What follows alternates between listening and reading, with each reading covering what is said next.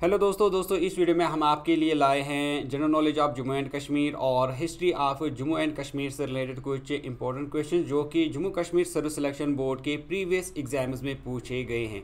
मुख्तलिफ तरह के एग्जामिनेशन पेपर्स रहेंगे और इनमें हम देखेंगे किस तरह के question Jammu and Kashmir service selection board ने पूछे हैं और उनके सही आंसर क्या हैं। इसके अलावा इन क्वेश्चंस पे जो और इम्पोर्टेंट पॉइंट्स बनेंगे वो भी हम आपके साथ इस वीडियो में डिस्कस करने वाले हैं। उम्मीद ये रहेगी कि आपको इन क्वेश्चन से आने वाले एग्जाम में हेल्प मिले। तो दोस्तों वीडियो को स्टार्ट करने से पहले आपसे ज़रूर कहना चाहूँगा कि वीडियो के एंड में अगर आपको लगता है कि वीडियो अच्छी है तो वीडियो को आप ज़रूर लाइक और शेयर करेंगे। इसके अलावा चैनल पे बने रहने के लिए चैनल को सब्सक्राइब करने के साथ साथ बेल आइकन ज़रूर प्रेस करें। तो दोस्तों स्टार्ट करते हैं पहले क्वेश्चन से। तो पहला क्वेश्चन है queen Didda who ruled Kashmir from 1980 to 1003 AD belong to which dynasty. आपको बताना है क्वीन दिदा जिसने कश्मीर पे रूल किया है 980 से लेकर 1003 AD तक, वो किस डायनास्टी से बिलोंग करती थी? लोहारा, देवा, शामी डायनास्टी, गुप्ता डायनास्टी। इसका जो सही आंसर रहेगा दोस्तों वो रहेगा पार्ट ए, लोहारा डायनास्टी। दोस्तों याद रखें कि क्वीन दिदा को रूथलेस या फिर merciless women ruler of Kashmir भी कहा जाता है। इसको कैथरीन ऑफ कश्मीर भी कहा जाता है। और एक किताब है आशीष कौल की जिसका नाम दिदा है और उसमें इसको दी वॉरियर क्वीन ऑफ कश्मीर भी कहा जाता है। दोस्तों याद रखें कि दिदा जो है ये एक फिजिकली हैंडीकेप्ड विमेन थी, लेकिन ये बहुत ही ब्यूटीफुल थी।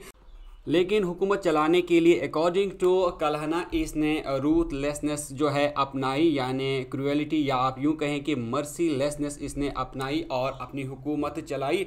दोस्तों क्वीन दिदा के फादर का नाम था सिम्हाराजा जो कि लोहार किंग थे और इसके अलावा इनके जो पति हैं उनका नाम था शेमा गुप्ता।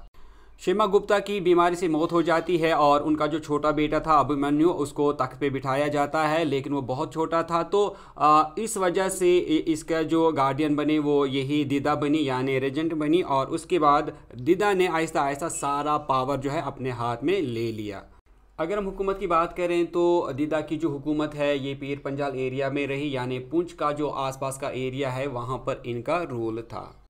नेक्स्ट क्वेश्चन जो पूछा गया था, in which district headquarters of northern command of Indian army is located. आपको बताना है इंडियन आर्मी का जो नॉर्दर्न कमांड हेडक्वार्टर है वो किस डिस्ट्रिक्ट में आता है।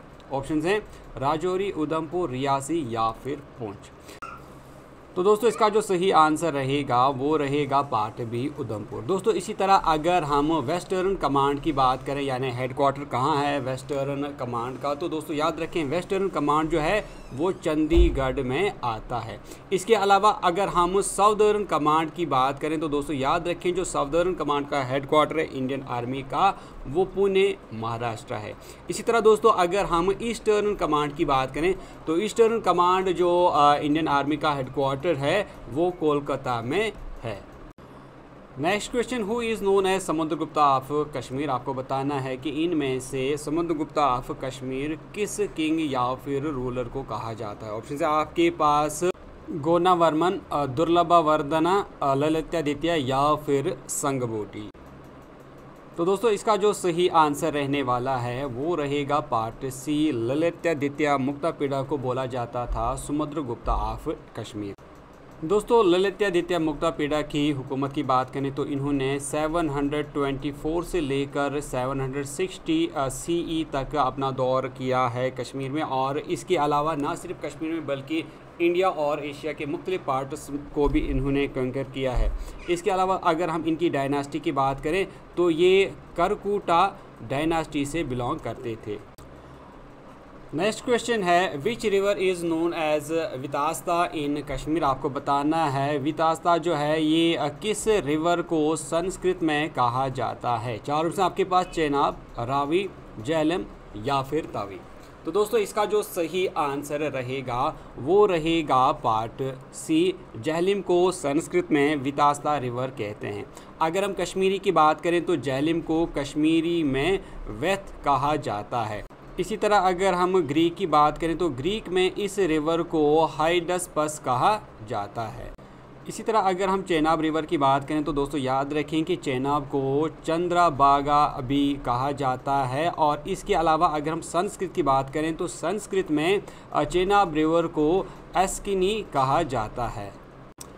अगर हम रिवर रावी की बात करें तो दोस्तों याद रखें कि इस रिवर को संस्कृत में आरावती का नाम रखा गया है। आरावती इसको संस्कृत में कहते हैं रिवर रावी को।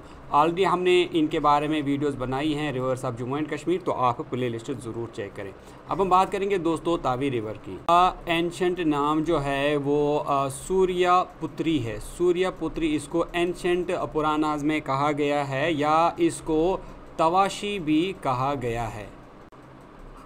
नेक्स्ट क्वेश्चन है who is known as nightingale of Kashmir. आपको बताना है कि नाइटिंगेल ऑफ कश्मीर इनमें से किसको कहा जाता है। चार ऑप्शन आपके पास ये है अर्निमाल, हब्बा खातून, कोटा रानी या फिर क्रालुपुर। तो दोस्तों इसका जो सही आंसर है वो है पार्ट बी, हब्बा खातून को नाइटिंगेल ऑफ कश्मीर कहा जाता है और ये कश्मीर के बादशाह यूसुफ शाह चक की बीवी थी।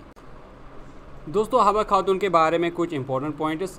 हब्बा खातून को कश्मीरी में जून भी कहा जाता है और ये पांपोर के चंदहारा में पैदा हुई थी। तकरीबन 1554 में ये पैदा हुई। और दोस्तों इनके नाम पे यानी हब्बा खातून के नाम पे गुरेज वैली में एक माउंटेन पीक है जिस माउंटेन पीक का नाम हब्बा खातून पीक रखा गया है। दोस्तों अगर हम अर्निमाल की बात करें तो अर्निमाल भी एक पोइटस थी जो कि पल्हालन पटन बारामूला से बिलोंग करती थी।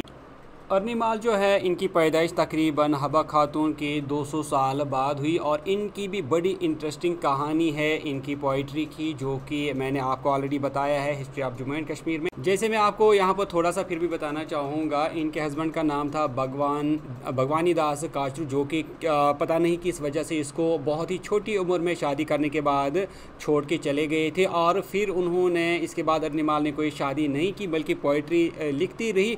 और फिर क्या हुआ, बड़ी इनकी इंटरेस्टिंग कहानी है, आप ज़रूर देखिए। अब देखेंगे दोस्तों कोटा रानी। तो दोस्तों याद रखें कि कोटा रानी को बोला जाता है last women ruler of Kashmir, जो कि 1338 से लेकर 39 AD तक इनकी हुकूमत रही थी। अगर हम कोटा रानी की डायनास्टी की बात करें तो दोस्तों याद रखें कि कोटा रानी जो है ये लोहारा डायनास्टी से बिलोंग करती थी। इसके अलावा कल्हाना ने अपनी किताबों में जिन कश्मीरी विमेन रूलर्स की बात की है उनमें से एक का नाम है यशोवती, जो कि गोंडा डायनास्टी से बिलोंग करती थी। इसके अलावा सुगंधा जो कि उत्पाला डायनास्टी से बिलोंग करती थी। और इसके अलावा ऑलरेडी हमने दिद्दा के बारे में आपको प्रीवियस वाली क्वेश्चन में बताया है। नेक्स्ट क्वेश्चन जो कि Jammu and Kashmir reorganisation act 2019 से लिया गया। यहाँ पर ये भी कहना चाहूँगा कि मैंने आपके लिए Jammu and Kashmir reorganisation act 2019 पे एक कंप्लीट वीडियो सीरीज़ बनाई है, आप प्लेलिस्ट ज़रूर चेक करें। तो क्वेश्चन था आपके पास, which clause section of Jammu and Kashmir reorganisation act 2019 deals with appropriation of bills. तो चार ऑप्शन थे आपके पास 36, 39, 41 या फिर 43। अप्रोप्रिएशन ऑफ बिल्स से कौन सा क्लास या फिर सेक्शन ताल्लुक़ रखता है Jammu and Kashmir reorganisation act 2019 का। तो इसका जो सही आंसर रहेगा दोस्तों वो रहेगा पार्ट डी 43। नेक्स्ट क्वेश्चन है Wular lake is famous for. आपको बताना है वुलर लेक ये किस चीज़ के लिए फेमस है। इनमें से चार से आपके पास the largest fresh water lake in India, the largest line water lake in India, the highest lake in India या फिर द हाईएस्ट डैम। तो दोस्तों इसका जो सही आंसर रहेगा वो रहेगा part A, the largest fresh water lake in India. दोस्तों याद रखें कि जो वुलर लेक है ये डिस्ट्रिक्ट बांडीपोरा में आता है और ये एशिया का second largest fresh water lake है। दोस्तों वुलर लेक जो है ये हरमुख जो माउंटेन रेंज है उसके फुट हिल्स में वाक़ा है और अगर हम इसके एरिया की बात करें तो तकरीबन इसका जो एरिया है वो 200 स्क्वायर किलोमीटर्स में फैला हुआ है। ज़ैनुल आबिदीन ने इस वुलर लेक में एक आर्टिफिशियल आइलैंड बनाया है जिसका नाम ज़ैना लंक रखा गया है। अगर हम एंशंट नाम की बात करें तो जो वुलर लेक का एंशंट नाम है तो वो है महापद्मासर। और अगर हम इसके वाटर सोर्स की बात करें तो इसका जो वाटर सोर्स है वो रिवर जहलम है और इसका जो आउट सोर्स है वो अगेन रिवर जहलम ही है। Next question, in 1897 the first railway line was built in Jammu and Kashmir to connect Jammu with. आपको बताना है कि जम्मू कश्मीर में पहली रेलवे लाइन बनी थी 1897 में, और ये जो रेलवे लाइन है ये जम्मू को कनेक्ट करती थी। आपको बताना है इनमें से किसके साथ। ऑप्शन आपके पास उदयपुर, दिल्ली, सियालकोट या फिर रावलपिंडी। तो इसका जो सही आंसर रहेगा दोस्तों वो रहेगा पार्ट सी, सियालकोट। दोस्तों याद रखें कि ये जो रेलवे है ये अंग्रेज़ों ने बनाया था, यानी ब्रिटिशर्स ने बनाया था, और इसकी जो लेंथ है वो तकरीबन 40 से लेकर 45 किलोमीटर तक थी, जो कि जम्मू को सियालकोट से कनेक्ट करती। नेक्स्ट क्वेश्चन है, हु वन द साहित्य academy award for Kashmiri language for the year 2022। आपको बताना है कश्मीरी लैंग्वेज के लिए इनमें से किसने साहित्य अकेडमी अवार्ड जीता। चार से आपके पास अजीज़ हाजनी, शाद रमज़ान, बशीर बदरवी या फिर फ़ारूक फ़याज़। तो इसका जो सही आंसर रहेगा दोस्तों वो रहेगा पार्ट डी, फ़ारूक फ़याज़। और दोस्तों याद रखें कि इनको ये वाला अवार्ड जो है उनकी किताब ज़ल दाब के लिए दिया गया। और इसके अलावा अगर हम डोगरी की बात करें तो डोगरी में साल 2022 के लिए साहित्य अकेडमी अवार्ड मिला, उनका नाम है वीना गुप्ता। दोस्तों अगर अब हम बात करें साल 2023 के साहित्य अकेडमी अवार्ड के बारे में, तो इसके लिए दोस्तों याद रखें कि कश्मीरी लैंग्वेज के लिए साल 2023 का जो साहित्य अकेडमी अवार्ड है ये मिला मंशूर बानाहली को, और इन्होंने किताब लिखी है यथ वाव हाल संग कुस जाले। और अगर हम डोगरी की बात करें तो डोगरी में विजय वर्मा को मिला दोन सड़ियाँ एक सीर के लिए। साल 2024 की अगर हम बात करें तो याद रखें कि साहित्य अकेडमी युवा पुरस्कार मिला कश्मीरी में, वो है मोहम्मद अशरफ ज़िया, उनकी किताब अन्य दबस के लिए। और इसी तरह अगर हम डोगरी की बात करें तो डोगरी में मिला, उनका नाम है हिना चौधरी। तो हिना चौधरी को डोगरी में मिला और मोहम्मद अशरफ ज़िया को कश्मीरी में मिला। नेक्स्ट क्वेश्चन है, which of the following universities have been established by an act in the year 2016 in Jammu and Kashmir. आपको बताना है इनमें से कौन सी यूनिवर्सिटी या फिर यूनिवर्सिटीज़ 2016 में इस्टेब्लिश की गई थी एक एक्ट के अंदर साल 2016 में जम्मू कश्मीर में। तो चार ऑप्शन है आपके पास, cluster university of Jammu, cluster university of Kashmir, Sher Kashmir university of agriculture science and technology Jammu, या फिर बोथ ए एंड बी।